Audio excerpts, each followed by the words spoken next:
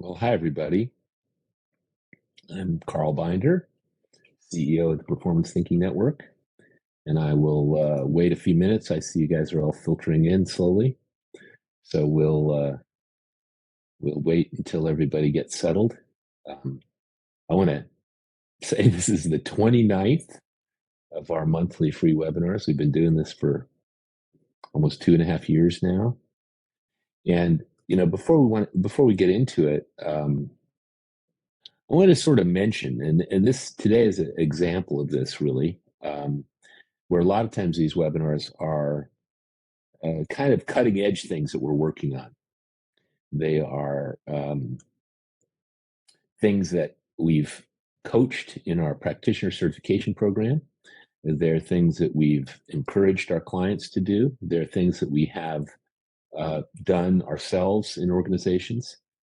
Today is going to be sort of a cutting edge one, putting together some pieces that we've recommended, coached, and worked with clients on. So again, welcome. This is our 29th webinar. And today we're going to talk about an accomplishment-based toolkit or approach to onboarding and succession planning. And we're pretty excited about this actually, because one way to think about it is that these are both, as we'll talk about a little bit, these are both ways of thinking about bringing folks into a new role. And so I'm going to be really interested to see what you all think. I hope you'll take some notes, make some comments, and then at the end, we will leave a little bit of time for discussion.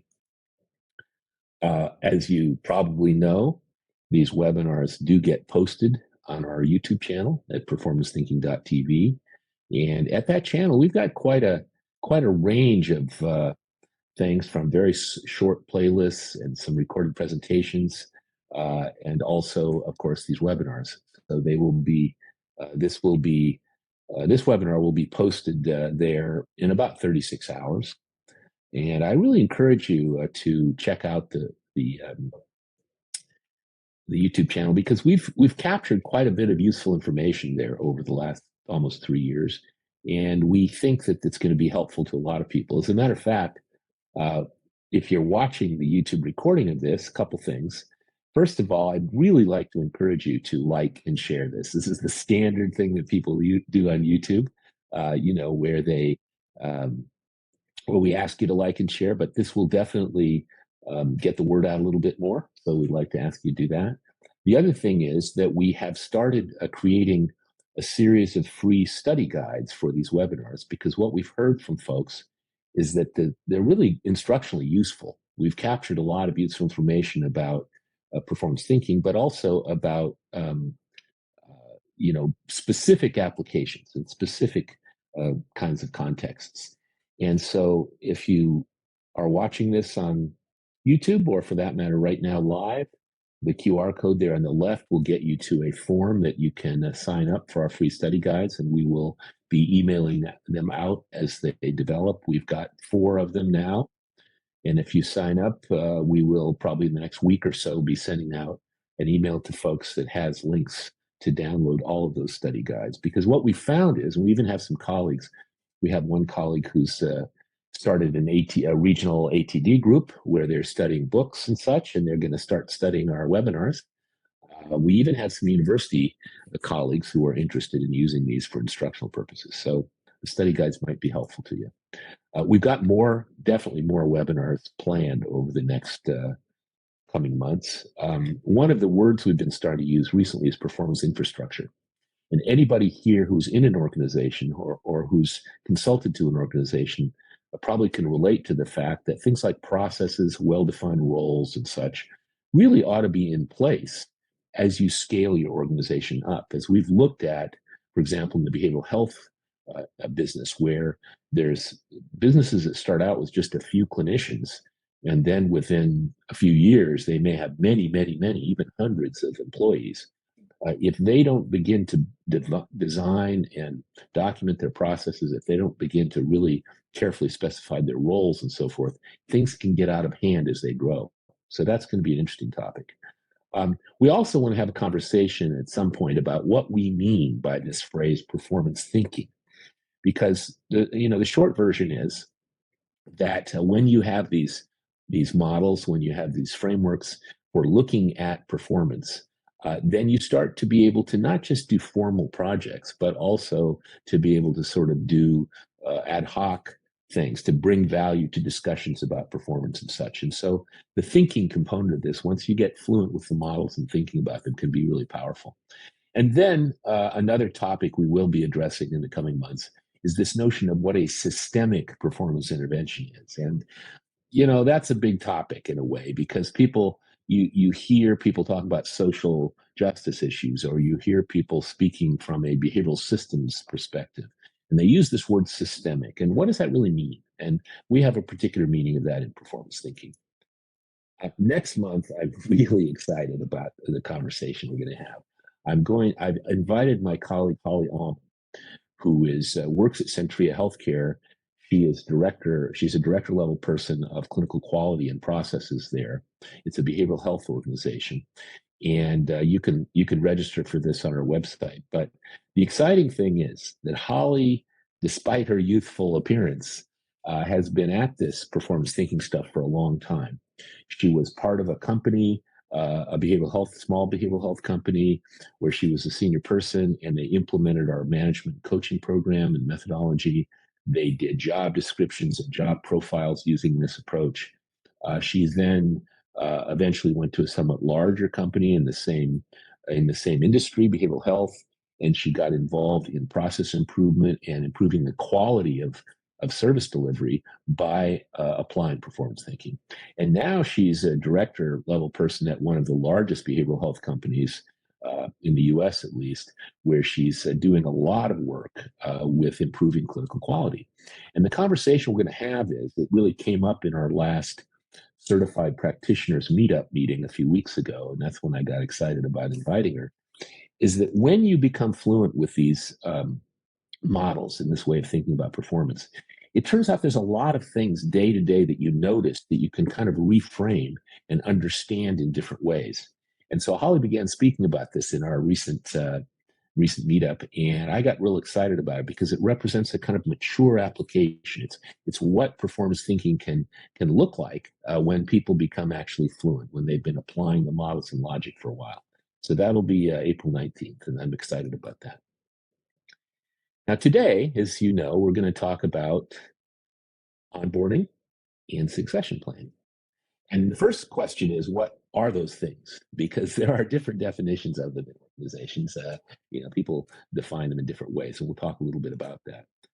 And then, in the process of bringing on new hires or moving somebody into a strategic role as a successor, how do we define what we need from these folks? How do we define what we need from employees? And what will those employees need to accomplish in their new roles, whether they're new to the company or whether they're in a succession planning process where they're replacing a senior or strategic person. And then you can't do everything at once. So during the process of becoming a new employee at a company, or in the process of succeeding a senior person or strategic person, like how do you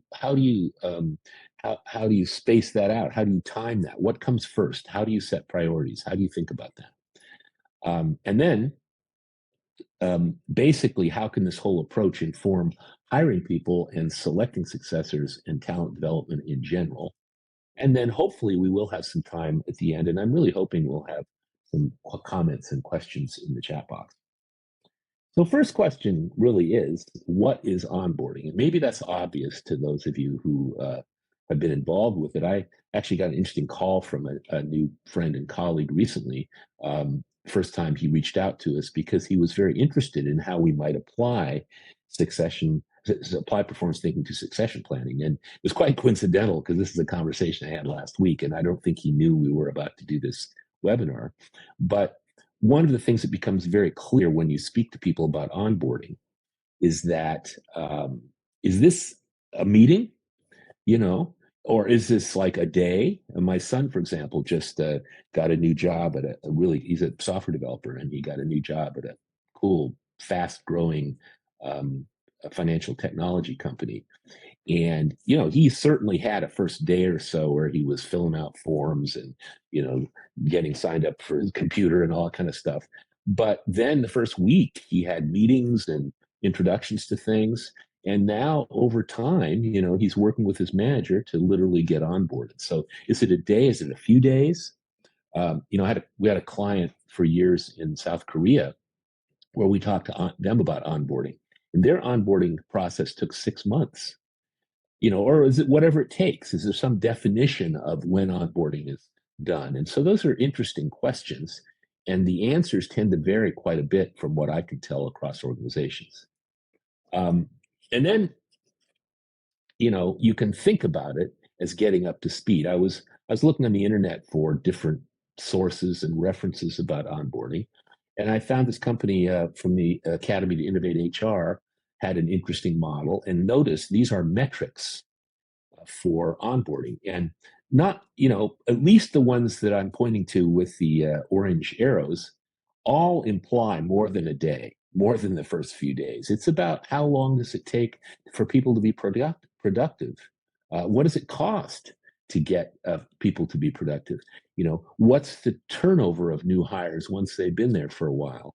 um, how do you retain them, et cetera? So this is implied in these measures is an extended process of actually getting people up to speed, and that's kind of a big part of what we're looking at here.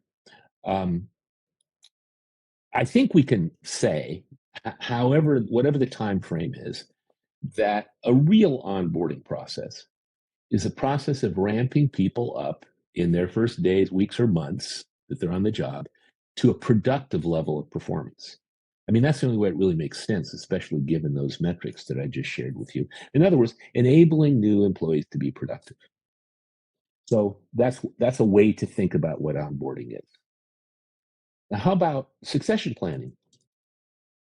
And when does succession planning even happen? Does it happen? And actually the execution of the succession plan is probably more important in some ways, or as important as the plan, because does this happen during a period of apprenticeship where an employee who's been identified as a maybe high potential successor um, begins to learn what that job is that she or he is going to take on in some number of months? Or does succession planning and its execution really begin when the person assumes the role? Or do we know it's ended, or when they're up to speed on key contributions, when they're meeting or exceeding their predecessors' contributions? These are all kind of interesting questions about what do people mean about succession planning. And there seems to be a lot of variability out there about how people think about this. Now, one of the things, and this is from another thing I found on the web from this company, hiresuccess.com. Um, if you think about succession planning, and I suspect some of you have had more experience inside of big companies than I have in this regard, sometimes there's a very strategic leadership development process where you say there's certain key roles, here's some VP level roles, maybe some C level roles, even some director level roles possibly, which are really strategic. We've got to have these people up to speed. We got to be sure we not only bring in people to the job, to the new job, but that we plan for how they're going to transition into it. At other times, a key strategic person leaves or tells you they're going to leave in weeks or months. And then it's like, oh, we better get our act together and plan on this. And then sometimes it's an emergency in the sense that someone is leaving or they become ill or for some other reason. You have to plan quickly to bring somebody into that job. So there's different things that prompt succession planning in different contexts. But I think that was an interesting bit that these guys have identified. Now, I think we can say, without going into the details of how it's done, is that succession planning is the process of ramping people up from within an organization, usually, for key roles to a productive level of performance. So in other words, it's enabling usually high potential employees to be productive in new roles. Now, that doesn't sound that different from onboarding in a certain way. It's like onboarding an employee you already have into the next level, where it's very important that we get it right. Now, this is another piece from that same company, hiresuccess.com. There's a lot of models out there, and I've looked at a bunch of them, and some of them are very specific, some of them are very vague. I thought this was a pretty representative one where you can follow around and look at the kind of stages that they think about. They say, well, first of all, define the key positions. Which positions do you even need to do succession planning for? And I think those three contexts are a good way to think about it. The people that are strategic and important roles that really we got to have up to speed, and we got to be sure they know the culture and they're going to be in leadership roles, blah, blah, blah.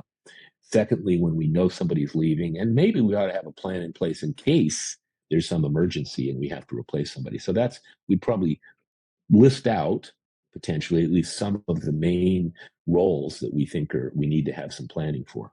And then construct success profiles. What does that mean? That could mean a lot of things depending on whether you're competency based or use the latest buzzwords of skill based talent development. Whatever it is, what does it mean to be successful? And then conduct a skills analysis. And what does that mean? Skills are pretty hard to define. You can perhaps define them in the context of real work, but if you're trying to look at somebody's job, it's very much like competencies. There's a level of abstraction there, one way or the other. And I'm sure, again, there are people in this audience who know more about this than I do, but people conduct a skills analysis about what it's going to take to become a successful successor. And then they create development plans, presumably based on that analysis. And then when somebody is actually being moved into a succession plan, you create an employee development plan for that person so that they can, over some period of time, get up to speed and ready to be fully productive. And then the notion of establishing a future skill set checklist, I'm not sure altogether what that means, but it may be continuous development of that person once they are in the job. And then review the process, both the general process and also how's it working for this person. So that's a kind of a high level picture. But I continue to ask questions when I see these descriptions about, well, okay, how do you do that? And especially with the things that I've circled here, like, okay, well, how do you construct a success profile? There's a lot of different versions of what that might mean. How do you conduct a skills analysis? Or how do you determine, in other words, what the person has to be able to contribute to the organization and how they do it? How do you create the development plans? How do you create all these things in a way that really gives you traction and is actionable? And so that's what I'd like to kind of address. However, what I'd like to do is to take our accomplishment based approach to performance and shift the focus about how we define jobs from behavior, in other words, the ability to behave in certain ways, to accomplishments. And for those of you who don't know about accomplishment based approach, let me introduce the man who introduced it to me and in a certain way made a giant pioneering shift back in the 70s in his still famous book, Human Competence, Dr. Tom Gilbert. He was a mentor of mine, but he was a mentor to many people in the field of performance improvement. And that book is still being taught in graduate schools, by the way. So even though it was published in 1978, it's been republished a bunch of times, and it's still viewed as a really important seminal work in the field of performance improvement. And what Tom said was a little bit iconoclastic. He said, in the great cult of behavior, behavior itself is viewed as an end rather than as a means to an end. But we must enable people to produce accomplishments, the valuable products of behavior. In other words, what we care about is the things people contribute. Some years ago, in our work, in the work of performance thinking and the performance thinking network, we coined the phrase work outputs as a synonym for accomplishments. And the reason we did that is because accomplishments is a great word. It sounds valuable, it sounds important. But if you look it up in the dictionary, just the ordinary dictionary, it more often refers to the completion of behavior than to the things that were produced by behavior. So that's a problem already.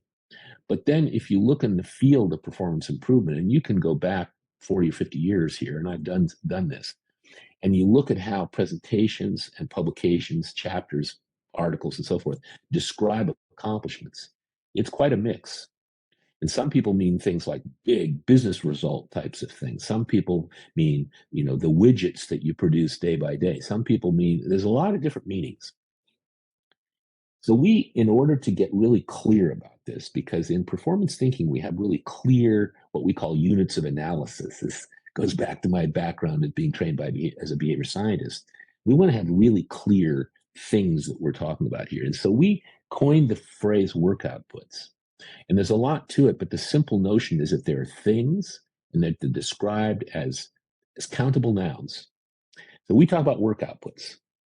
And if you go back to Tom Gilbert's notion, what he said was the worth, in this case, he would talk about an intervention, but even the worth of a contributor, of a person, is equal to the value of their accomplishments or their work outputs divided by the cost to produce the behavior. And in current day terms, this could be thought of as return on investment. Like we're going to put somebody in place and they're going to make certain kinds of contributions to the organization. The question is whether that, what's the value? What's the worth of that? Now, this is our model. Again, some people in this group may know about this, but we call this the performance chain. And these are the elements of performance. And so we start with business results. We start with what the business needs to be successful. And so you'll see those things listed under business results, things like revenue, profit, market share, and so forth. Those are the things that C-level executives, owners, investors would look at to determine whether the whole organization was being successful. And in order to contribute to those, individuals, teams, and processes need to produce work outputs, which are things. And you can see under the work outputs list there, different types of things. And we teach this in both our coaching programs, leadership programs, and also in our performance consulting practitioner program. But there's different types of work outputs. There's deliverables, things like widgets, reports, plans, and so forth. There's transactions like sales, loans, etc. There's decisions, which are often missed because people think of decisions sometimes as behavior, but they're, a good hiring decision, a good, budgeting decision. There's a lot of decisions that are extremely valuable. And whether they ever even get written down or not, they are the product of behavior that contribute value if they're good ones. Milestones are just outputs in a process, because typically a process is a set of steps, each of one of which produces some value added thing. Relationships that people often don't think of as accomplishments. We did a webinar on this, so you can find it on our YouTube channel, and it's still one of the most popular ones. We're going to actually be doing a version of it for our HRDQU next week. But relationships are valuable accomplishments. What is a good relationship with your peers, with your direct report, with the VP, with your client, etc.? Changes or innovations are things that people produce, like prototypes, new ideas, proposals, things that are new, things that represent kind of creativity or ingenuity or that kind of thing, innovation. Products of communication is a big category. It's the things that activities like presentations, phone calls, conversations produce, things like decisions, people who now can talk about something, the products of training, people who can now do pieces of their work and so forth. Solutions or answers, those are typically from people like tech support or customer service people, but they can also be things from senior leaders or managers who are providing solutions to their people. People who do or produce X, those are the products of training or of customer service, same with teams. So these are valuable things that contribute to the organization. And that's how we would think of the valuable contributions that we want to be sure new hires become able to produce, and also that we want to define as the contribution that a senior person or a strategic role would contribute once there was a successor in that role. So we approach this with a tool, and this is the name of this webinar said something like a toolkit. This is really the fundamental tool, and it looks easier than it is. I will tell you that. We, in both our coaching program and in our practitioner performance consulting program, we spend a lot of time having people practice creating these, because what we find is that we humans are not all that great at defining the valuable products of behavior. We tend to talk about behavior a lot. But if you look at this tool, this is the individual performance map for a bank manager. And that bank manager has customers, and those are the people or groups identified in the outside. So the wealth management advisors team, the VP of the line of business, the external customer, and the product development group. This bank manager makes contributions to them, delivers work outputs. And so you see, uh, sales pipeline updates, affiliate business plans, price adjustment approvals, which is a kind of decision, and so forth. You can look at all of those.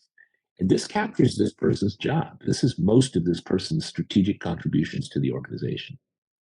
Here's another one. Here's the CEO of a behavioral health company. Actually, he's no longer CEO. The company was acquired by a private equity group, and he's retired now. But when we did this, he was very active in a large and growing behavioral health company. And you can see he was delivering value to his business partners, to the directors that work for him, to staff of various kinds, to the intake coordinator, parents, other professionals. And again, if you look in here, things like vision statements, goals, feedbacks, recommendations, those are all things. And they can be defined as, we can define what a good one is, and we can really look at this whole job, this whole C-level person's job on this one map.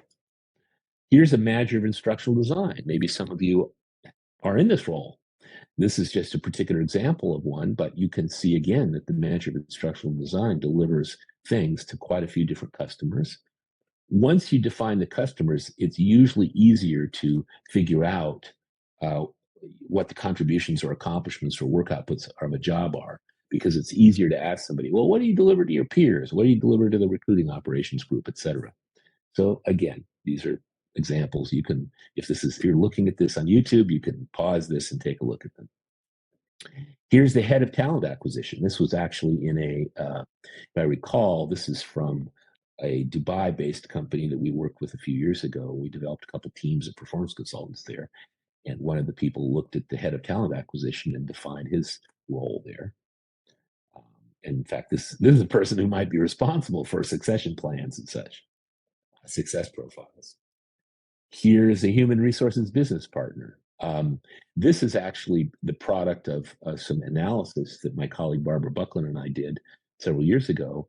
We have a program for HR business partners to develop them as agents of continuous improvement in organizations. And in order to figure out how to support their performance and improve it, we wanted to look at their jobs defined in terms of the contributions. And so this is an HR business partner. There's a comparable performance map for a senior business partner who has some overlap with this. But again, look at all these things. There's a lot of contributions. These are all nouns. These are all things.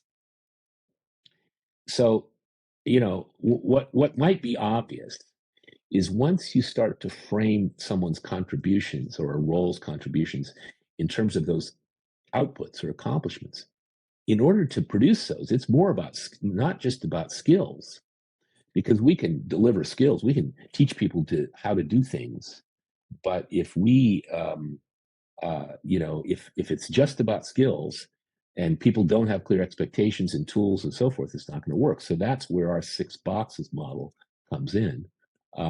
This is a model actually voted at the International Society for Performance Improvement last year as the best performance model in the world. Simple model, it's usable. I developed it in the late 80s. We refined the language of it based on Tom Gilbert's behavior engineering model, and the labels we put in those cells were labels that were user tested, and we kept changing them until we got to the current labels, which turn out to be, it's pretty easy for people to understand what goes in these categories. It's the purpose of refining the language was to be able to make it easy to communicate to pretty much anybody what all the factors are that influence performance. And so you can see all this stuff goes together. And we can deliver skills and knowledge to a person, but if expectations and feedback for that person coming into a new job are unclear or conflicted, if they have lousy tools, if they don't have the resources that they need, for example, you do succession planning and you bring a VP into a new job, that VP could probably use a good assistant or could use staffing or could use other resources. And so you need to support them if you're going to get them up to speed on doing whatever it is you're expecting them to do and contribute and so forth. So this is a larger context than just a skill set. And this is where I would push back a little bit on the classic way that people think about succession planning or onboarding, because it's more than just skills. And in fact, as the literature of employee engagements points out, you work for your manager, you work for the company, but the most immediate resource for providing the various kinds of behavior influences or factors that you need is typically your manager. And so we teach our performance consultants who we certify to collaborate very closely with leaders and managers and supervisors, because in order to actually ramp up performance, they need to provide some of this stuff. They're usually responsible for most of the things in the top row of that six boxes model. And they may also be essentially the quarterback or the coordinator or whatever you want to call it of all those other factors for the employees that are responsible for they're responsible for. So, a key role, and I would argue the key role of leaders and managers, is at whatever level they're working to arrange conditions, to arrange what we call behavior influences for their people. So we can even drill down. This is a model of best practices for leaders and managers that we derived some years ago, really emerging from Gallup's work on employee engagement and retention. And if you look at this model, you'll see there the things that leaders and managers can do that put in place all these influences to support the performance of their people. And then the logic with which we apply this, and we'll get back to succession planning and onboarding shortly, but I'm trying to give you the context of performance thinking so you can then see how it applies. We put the two models together. We take the performance chain and we recognize that the six boxes model is the way we make sense out of and organize behavior influences. And in any conversation we're having, or for example, deciding what's most important in succession planning or onboarding, or talking to individuals about why it's important that they produce things, we start out with business results. Like what's at stake here for the company, for this output, for this part of your job, et cetera. We then begin to list the outputs or the accomplishments, and we be sure it's clear how they connect up to the organization's results and sometimes societal results as well. We then can have a discussion about behavior. And if this is a case of coaching somebody or developing someone, we can apply things like situational leadership, where we may not have to go into great detail. We may not have to go super directive. Whereas if it's a new hire, we may need to. We may need to say, no, let me tell you the steps. In fact, I'm going to send you some training which will show you exactly how we produce our, whatever they are, budgets around here, our plans of various kinds, our documents, our widgets. And so once you have those three elements of performance defined, then you can decide what you're going to measure. It turns out that work outputs that meet criteria are usually the easiest thing to measure, because you can define them crisply and you can define when they're good, as we'll see. Once you got that, you then say, let's take a look at the behavior influences. Now, in our coaching program, we actually teach managers to have conversations with their direct reports, using the six boxes as a way to decide what the two of them can do together to develop the person and their ability to produce valuable contributions or work outputs. In the case of a performance consulting or organizational intervention, or something like succession planning even, we want to look at what are the conditions that have been in place to get people up to speed. Maybe there's ways we could brainstorm for improving that, and let's refine our plan based on not just skill development, but all the variables that are relevant. And so that's, just to go back there for a moment, that's the framework that we use when we think about improving or developing performance in any context. Let's go back though to this example. This is another example of an individual performance map, because I want to show you the rationale for how we think about onboarding and succession planning. This actually is from, again, a company actually in Dubai, because they did some really nice work. And one of the reasons I find this particular case quite interesting is because this is one of these large Middle Eastern companies. I'm guessing fueled by petroleum money, but they have something like 75 at the time. They had something like 75 different businesses.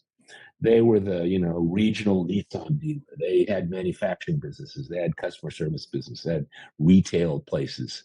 I think they might have owned, they might have had the McDonald's franchise for several cities in their region. The point is that they had people in this level 2 leader. It was sort of manager of supervisors level in all these businesses. And what was fascinating about it was that that the person who did this work, I was coaching her through her certification project. She was able to identify the work outputs of a level 2 leader in that company, no matter what business they were in, which I thought was pretty impressive. And if you look at this, there's a lot of them that are repeated. You know, for example, impact plans.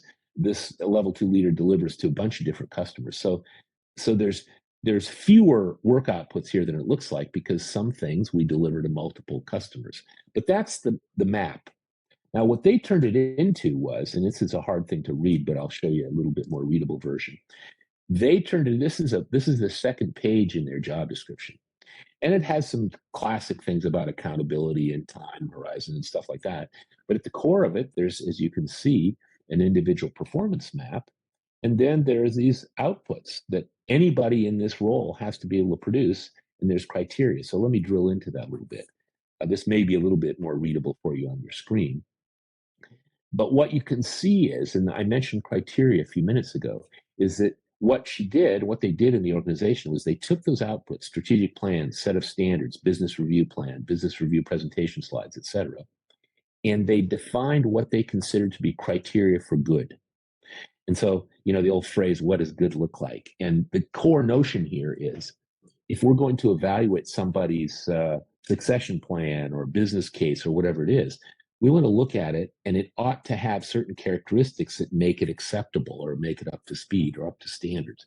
And so the notion is that when we talk about criteria for good, we teach this to our performance consultants. We also teach it to managers, leaders, coaches, is we want to have some criteria, some characteristics that are not open to wide interpretation, that can be fairly quickly identified and agreed upon. So we define criteria for good work outputs. Now, this is a starting place. This kind of a analysis, if you will, is a starting place for both onboarding and succession planning. And so I want to talk you through that a little bit. And again, if this is you're watching the recording, which even if you're sitting here live, you'll be able to see in about 36 hours, it'll be in our YouTube channel. If you're doing onboarding, first thing is you want to start when a person shows up. Again, as my son did last week and a half ago at his new software development job, he met with his manager, and depending on the company, what we recommend is an accomplishment-based coaching approach, so that the initial work with a manager and a direct report will talk about what are these work outputs that you're responsible for. And also, what have you produced before? You know, probably some of that is known from the hiring interview process. My son went through 5 different interviews to finally get his job. But, you know, what you're trying to do is define what the contributions are that are expected of this person in the job, and probably what they've been able to produce before, if it was similar, same, different, whatever. Then we want to identify in the current job who the customers are. Who are you delivering stuff to? And ideally arrange meetings to talk to those people. So my son was telling me on the phone the other night, he said, this is quite coincidental that he got a new job just before we were doing this webinar. But he said, you know, I got a list of 20 people, a bunch of my team members and some other people that my boss wants me to connect up with and, you know, see and meet with and maybe have lunch with or whatever it is, to begin to develop relationships, but also to learn from them, the customers, what the expectations are. And so what we would do to that, of course, is to this list of outputs, we would probably define key working relationships with the different players, because you'll have different relationship with your manager than you will with a peer, than you will with somebody in human resources or whatever. But let's define those outputs, those relationships, and what a good one is, so we can approach those as valuable contributions to develop as well. And then you have to talk about priorities. Like you can't get up to speed on everything this week, right? So, you know, what are we going to start with? What are the tasks and outputs that we want to start to get you up to speed on because they're most important, because they're the most obvious? Maybe they're the things that you've already kind of done in a previous job, and we just want to show you how we do it around here. But, you know, what are the outputs, the accomplishments, the contributions that we want you up to speed in the next week or two, and then first month, and the first 3 months. Maybe there's some things that only happen quarterly or whatever, and so you don't have to deal with them right now. But if we're onboarding people, more than just a meeting, more than just, kind of a bureaucratic administrative thing, we want to identify the stuff we want you up to speed on, and we want to sort of step that out over the coming weeks and months. And then continue something like bi-weekly coaching sessions with the manager to talk about the work outputs, to say, how's it going, to take a look at examples, to use the 6 boxes, to have a conversation about what we could do to help improve. You should probably spend, a couple hours with Bob over there in the other department, because Bob's the best person in the company at producing this thing that I need you to produce also. So you can learn a lot from him. Or maybe you should read this book, or look up our SOPs on this, or let me give you feedback every Friday, or whatever it is. Let's have a conversation about how to get you up to speed on these outputs. And then in that process, thinking about the 6 boxes, we're not just getting skill development. We're saying, oh, there's some job aids or templates for that too. And let's be really clear about expectations. And we can give you feedback about how you're doing as you develop this, and be sure you have the right tools and training modules and all that stuff, so that we can actually help you get up to speed systematically with all the things that are needed to support performance. And then monitor their work outputs. One of the reasons this is going to be a lot easier than a skill-based approach is we can look at work outputs either literally, because they're things like documents or widgets, or we can talk about it. Let's talk about the decisions you made recently, or let's talk about where how those transactions are going, or if you're a salesperson, how you're doing on the milestones toward a closed deal. And we can monitor those, and we can see if they're good, and we can help you to improve them over time. And then basically our recommendation has always been to continue a coaching process, and I'll come back to that in a few minutes, to continuously develop people. So the point is, we can do onboarding and then continuous development based on accomplishments in a way that has, in my opinion, and I think you'll agree if you start to look into it, much more traction, much more kind of actionable stuff, instead of vaguely, well, I don't know, do you have that skill or not? Okay, so that's the onboarding approach. Now let's take a look at the succession planning thing. Interesting thing about that, of course, is that, oops, let's put this over here so it's not in your way. So, for succession planning, first of all, you got to step back and do what was suggested earlier in the model I showed you from the other company, which is what roles we even need to do succession planning for. I mean, some of them are strategic roles that we just know we need to do a really good job moving people in because they're senior roles. Some of them might be because we know somebody's going to leave, and so we say, oops, we got to do a succession plan for that. And sometimes it's an emergency, but whatever. Let's figure out what roles we need to do succession plans on.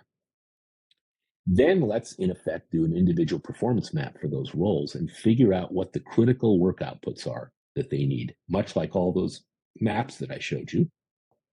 And then turn those into a profile where we've got the outputs and the criteria, so we can be really clear about it. And then at some point in this process, when people are moving in, or are candidates most likely for a succession to succeed some role, let's talk about their work outputs. Let's do an individual performance map for them, so we can see what are outputs, decisions, relationships, documents, plans, budgets, whatever it is they currently contribute. And then let's look at the delta between that and what the successors set of outputs are going to be, because there might be ones that are similar. Maybe the person has done strategic plans for her department, and now she needs to do it for a business unit. Well, she knows how to do strategic planning, maybe, but the scope increases. Or maybe this person has never produced one of these, and so that goes on the list. So let's figure out what the stuff is that people need to be able to produce and deliver that are really important. And then ideally use some behavioral interviewing, depending on where this is. If it's trying to assess the best candidate to be a successor, or if it's somebody who's clearly chosen, but we need to prepare them well, learn about their experience in producing the same or similar work outputs, and the context in which they've done it, and other factors, so that we can help to understand how to look at all the behavior influences. Like, we maybe need to set some slightly different expectations in this context than in your previous role, because it's a bigger scope or has different implications or whatever. But begin to understand what it's going to enable to help this person get to the next level in terms of their outputs or their contributions. Maybe design some performance tests. A lot of times somebody, uh, certainly for hiring, but potentially succession planning, if you've got things like a budget or some planning document or some other thing, you could actually have some simulations and assess whether people can actually produce these things. That's kind of optional, but sometimes it's relevant. And then plan it out. Figure out which ones need to be up to speed sooner rather than later so that we can sort of stage this out over the coming weeks or months. And then whether it's an internship type of program where people are not really in the role for a while, but they're getting up to speed, or whether they're in the role, but they're still need to get up to speed. And so we're doing accomplishment-based coaching and development plans. One way or the other, begin to implement this over time, really just as we would with new hires, to help people move into contributing those things that the successor needs to. And then ideally, continue to work with the manager or maybe a senior HR person if it's something like could be something like a senior HR business partner if it's a senior role. But one way or the other, work with people to look at how they're doing on those contributions to make decisions about what we need to do next, and then basically continue this. So the thing about this is, it kind of looks the same in many ways. It's just that you're focused on accomplishments.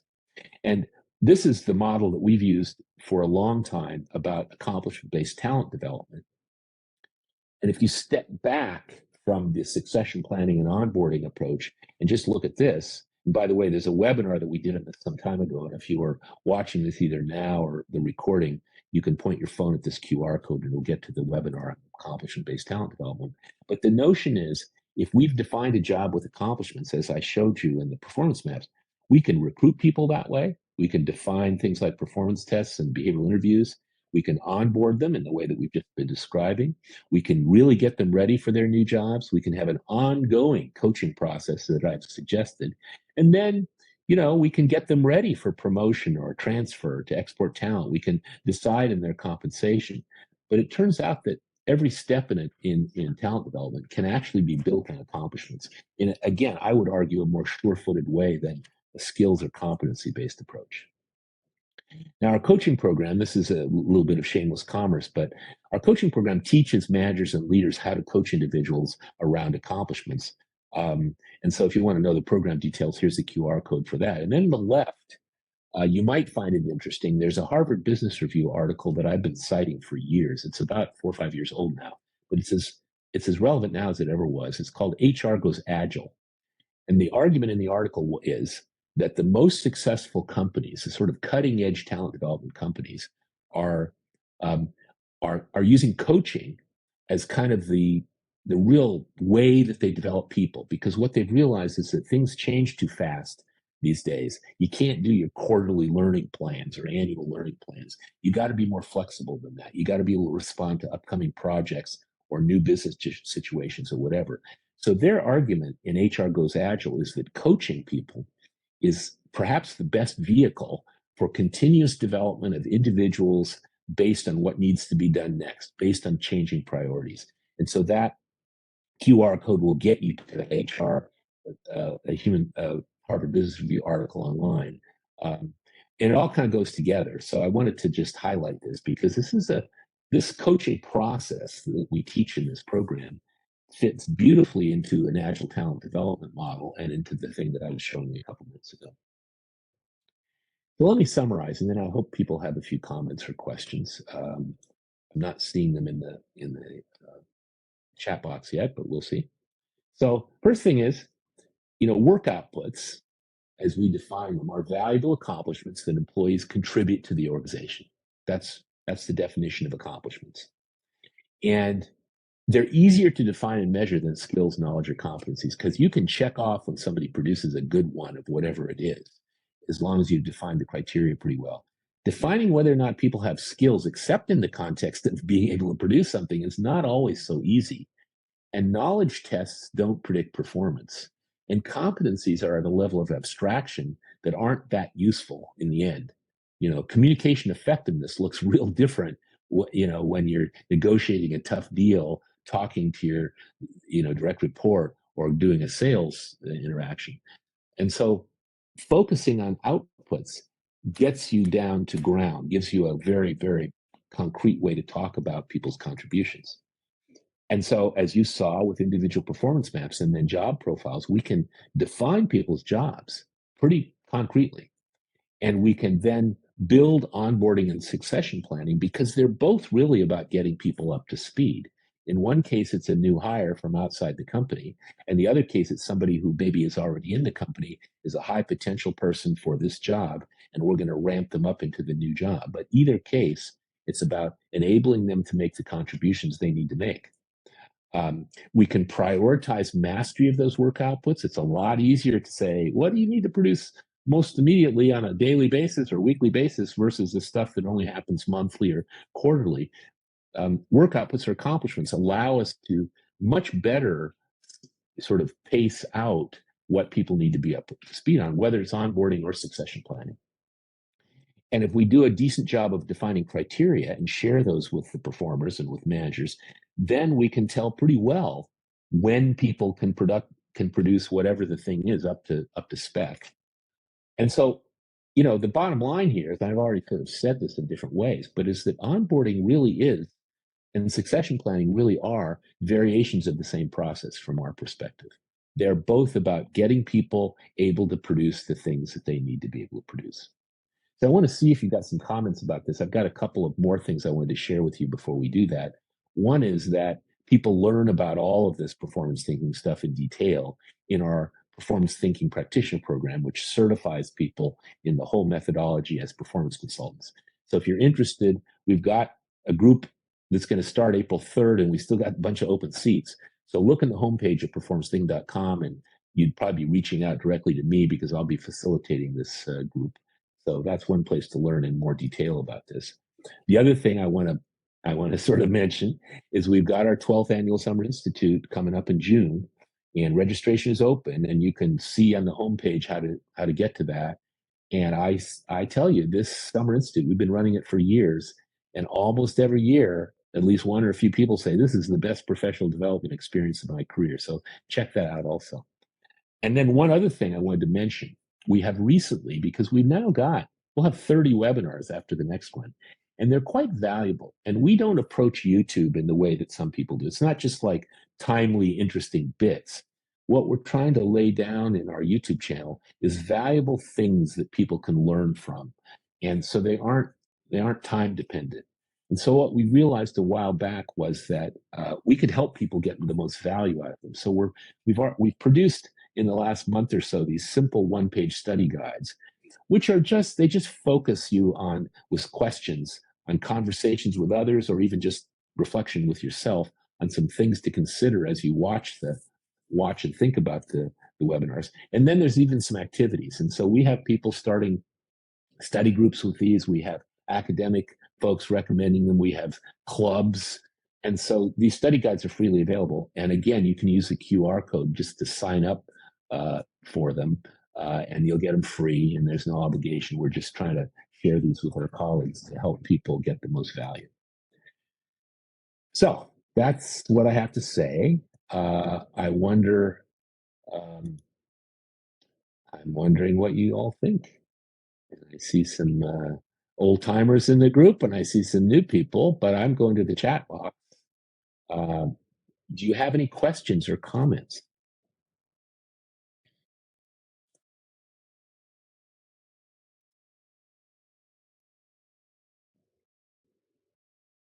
I see Kate, and Kate's been involved in the work at Radcom on developing basically job paths or career paths with outputs. I wonder, Kate, if this, given that you can think about a career path as a place where there may be onboarding to new jobs or even succession planning, I wonder if any of this rings true for you.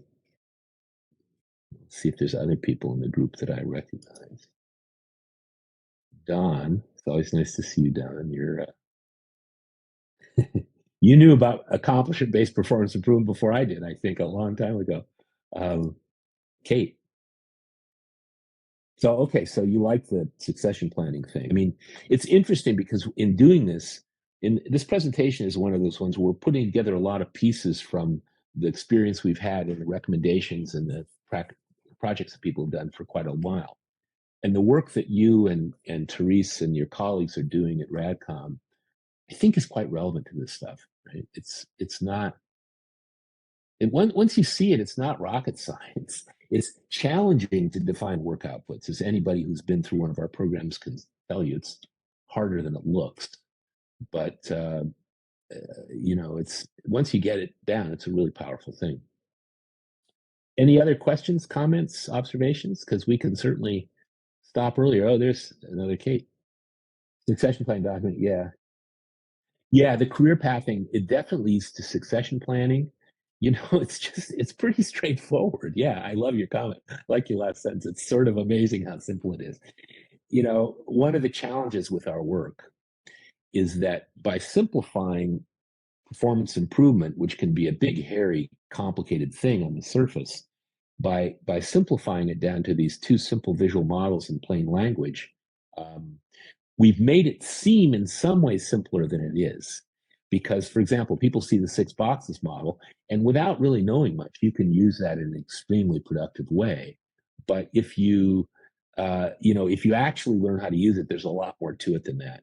And outputs, when you look at those maps, it says, "Oh, I can do that. That's a piece of cake." But I can't tell you how many times we've in our programs we've had people being able to pass lots of tests and quizzes and stuff about the difference between behavior and outputs. And then they go interview people and they come back and they think they got a list of outputs and it's a bunch of behavior. But fundamentally, it's simple. It's just that performance is complicated. And so you have to develop some skill in this stuff for sure. Any other comments or questions? Thank you very much, Kate, for your contribution. Yeah, simple yet complicated. All right. Well, I think we'll end now. So thank you all for attending. And as I mentioned, this will be up on YouTube channel by probably tomorrow evening or so, and at least the next morning. And so if you want to watch it again or refer to anybody else, please do so. And I really appreciate your participation. There's Don. All right. So I'm just before I stop. Oh, yeah. Okay. Good deal, Don. Yeah. Um, absolutely. The thing about the onboarding process. One of the first insights I had to onboarding was probably 10, 12 years ago. Oh, longer than that, maybe, when we were working with a bunch of companies in South Korea. And it was very funny because one of them, big company, JS Caltex, I was working with the senior HR folks, and they said their onboarding process took 6 months. And I said, "Oh, wow. What do you want to get at the end of that?" And they said, "We want employees who are committed to working for GS Caltex for life." And I thought, "Oh, most American companies don't do that anymore."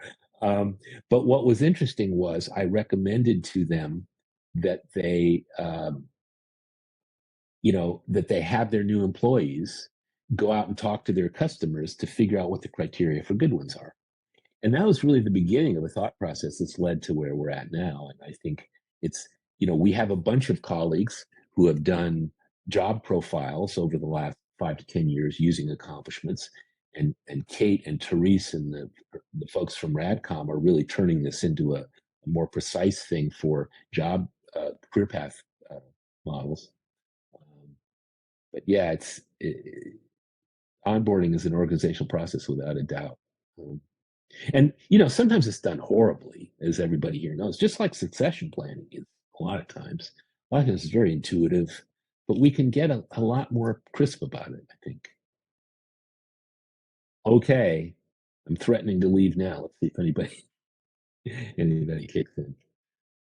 All right, it's 1 o'clock. Thank you, everybody. I really appreciate it. We're done. Thanks.